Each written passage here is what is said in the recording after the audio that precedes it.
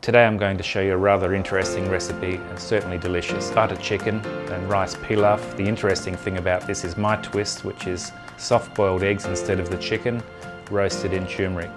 When rice is packaged, there's a lot of rice flour that comes off the rice, and that's what makes it sticky and gluggy when you cook it. So if you want beautiful rice grains that are separate and distinct, you need to wash your rice. So rub your hands around in it until that milky water that starts coming off of it runs clear.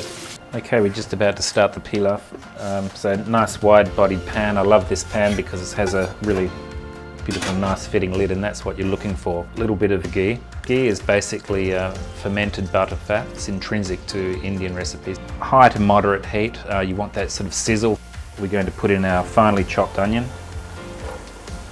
Once the onion is softened, we don't want to colour them at all. What we want to do is just add the spices. So I've got the garam masala. This is a very aromatic one.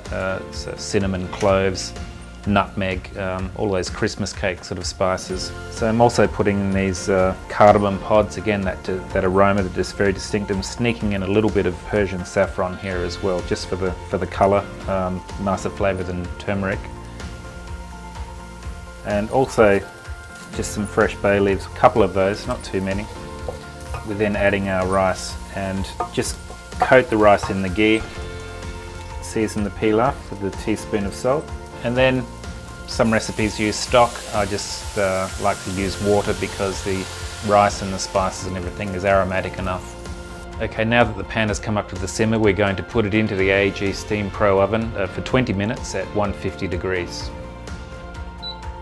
So for this next part of the recipe, I'm going to show you how to cook the soft-boiled eggs roasted in turmeric. You need to find the round side where the air sac is, and I've got a little tiny jeweler's screwdriver here, but you can use a tiny drill bit or whatever, and you just want to poke in a couple of millimetres into that air sac.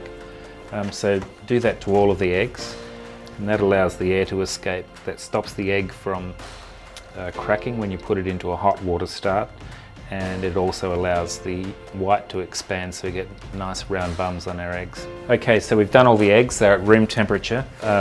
We need to choose a pan that's going to fit the eggs in one layer and just enough water just to cover the eggs.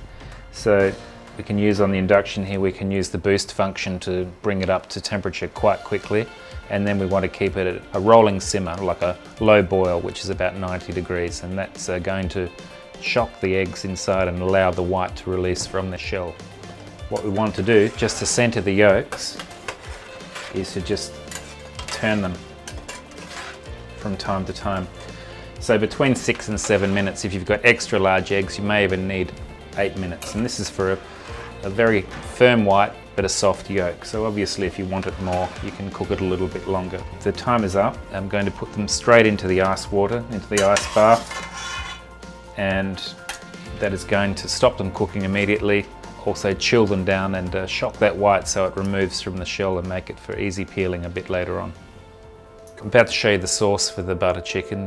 You need to dry roast the spices first. So we've got some whole cumin, garam masala and cayenne pepper, which we're going to dry roast and then add our aromatic vegetables.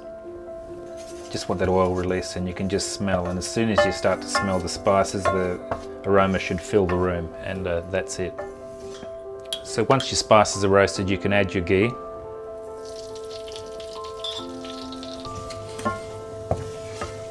So now we've added our ghee, it's nice and hot and just foaming. We're going to fry off our green chilli, so I've taken it, de-seeded it quickly, peeled a good knob of ginger, good size like this, and cut it into a fine dice, put that into the ghee, and again fry that until it's aromatic and you can start to smell that ginger and the chilli.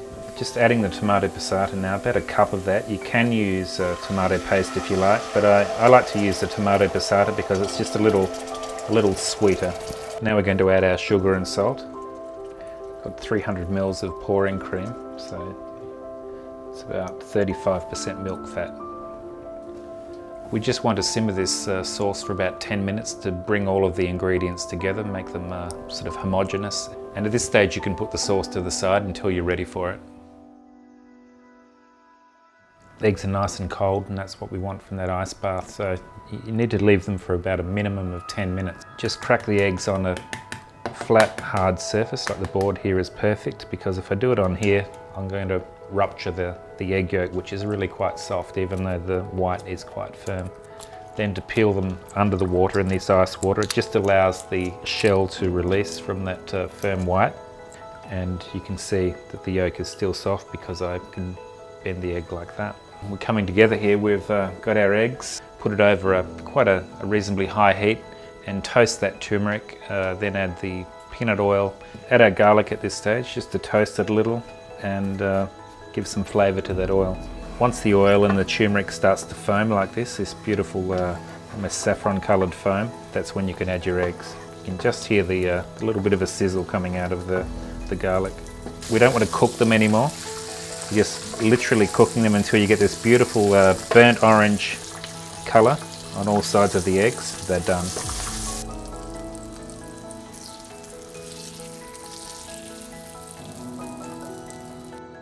So let's have a look how it's going. Love these racks on the AEG oven. It's just, beautiful. See, look at that. The aroma is just incredible. But you see those beautiful long grains. None of them have stuck together. So you can serve this family style, or we can, we're just going to plate it up here so that I'll show you how I would plate it at the table. Not everyone likes to share, and smelling this I can understand why. I think 2 eggs per serve. Excuse fingers, it's just for me.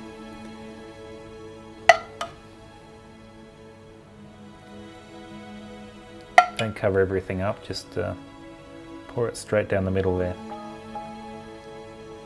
This one calls for a spoon, I think.